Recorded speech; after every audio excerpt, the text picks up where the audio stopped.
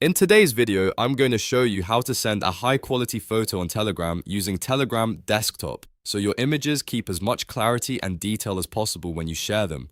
This is a really useful tip if you send screenshots, product photos, documents, or any image where quality matters. If this video helps you, make sure to hit the like button and subscribe for more simple tech tutorials like this.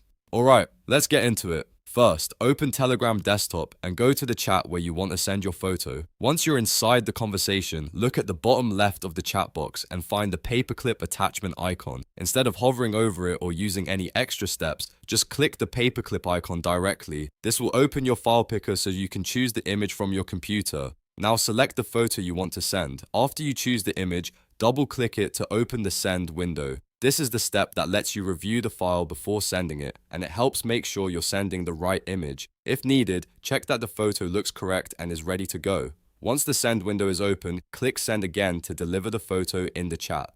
And that's it.